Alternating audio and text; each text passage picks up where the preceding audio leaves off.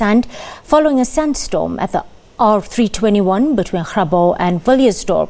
Well, strong winds have wreaked havoc in the area.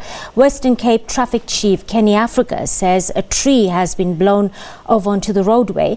Africa says the road has been closed to traffic to allow officials time to recover the vehicles and remove the tree.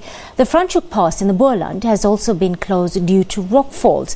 These rockfalls took place following rain and icy weather brought by a cold front that is now moving toward the center of the country.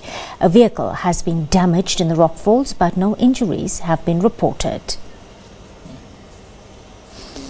Well, the Franschhoek Pass in the Boerland has been closed due to rockfalls. Provincial Traffic Chief, that's Kenny Africa, says officers are on the scene. The rockfalls occurred following rain and icy weather brought on by a cold front that's now moving toward the center of the country. A vehicle has been damaged in the rockfall, but no injuries have been reported. The City of Cape Town's Disaster Risk Management Centre has received numerous reports of flooded roadways and fallen trees as a result of the heavy downpours and strong winds. Roofs were blown off in Belhar, Strand, Khayelitsha, Woodstock and Claremont. Spokesperson, that's Charlotte Powell, says power disruptions in Milnerton, Plumstead and Sabran Park have also been reported. Joining me now, of course, is our weather expert, that's Azwi. Good afternoon, Azwi. Great to see you again. Some distressing images out of the Cape. Is the worst over or more to come? Well, currently the worst is over because the warning of gale force winds and super strong winds has already been lifted. So that happened yesterday to last night and early this morning. For now, it has all dissipated. We're just receiving some rainfall over the Western Cape. We've seen a thick band of cloud just sitting over the Western Cape and stretching to the Eastern Cape. Is this kind of weather usual or unusual for this time of year, Azwi? Well, it is usual, and I am surprised that this is like the first one for this season because we are supposed to have received a few because we do expect intense cold fronts, and this is like one of the first ones. But the severity of the storms is the severity now, that's the issue, because now it's becoming too severe. I mean, we're talking of gust winds of 92 kilometer per hour wind speed going to 100 kilometer per hour wind speed. Now that is too much for even a season like this or any other season that may be. Now tell me, these weather conditions are approaching the center of the country, the central parts of the country, I understand.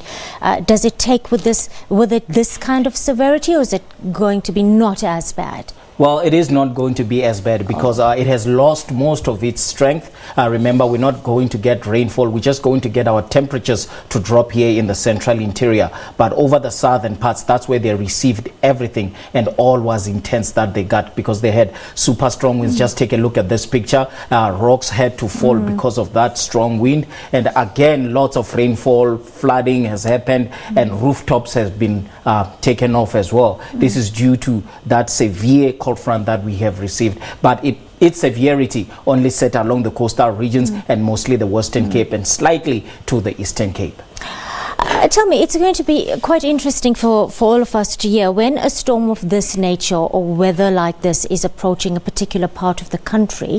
How long do we have to communicate the message to communities out there? Well, mostly we have like a very short period of time. I would say like 52 hours before. 52 hours. Yeah, because we started a little more than 2 days. Yeah, we started reporting this on Wednesday last week that it is going to happen and it is going to be very strong. And then it is up to others to take action and to report to the people that they need to evacuate those who are going to be affected. But for us here, we just give the warnings and we issue them out, and they do happen all the time whenever we issue such warnings. As a weather person yourself, working with these kind of things every day, how would you rate our warning systems in the country right now? Effective? Well, it is very good. Yes. It is very good because remember, we were ranting or just talking about it that we're having gale force winds that will gust from 92 kilometer per hour wind to 100. And it did happen. Just look at the effects or the results of what happened. So for stones to fall on a mountain, it takes super strong winds for that to happen. And that gives us an surety. indication of the severity of the storms as well. Yes. Any ideas on how we can improve our warning systems going forward?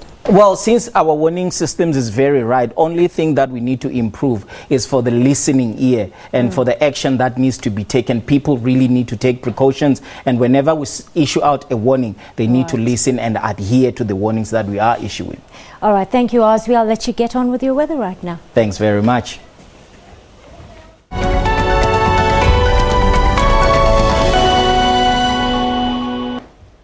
All right, still looking at some pictures that are coming from the Western Cape. Just take a look at this huge tree that was uprooted by super strong winds over the Western Cape. So that cold front brought in rainfall, but the most significant thing that happened were the super strong winds and gusting from 92 going to 100 kilometers per hour wind speed. Now let's take a look at the visuals of the city of Cape Town. This is what's happening currently. It is overcast and we're still getting some rainfall. Today we are sitting at about 60% chance of showers and moving to most parts of the Western Cape. Very cold conditions also expected in these parts of the country. Now taking a look at this over Durban, we also expecting temperatures to drop from tomorrow. Only showers are forecast for Tuesday, 30% chance of those. Now let's take a look at your satellite image. We're still seeing a thick band of cloud in Madagascar.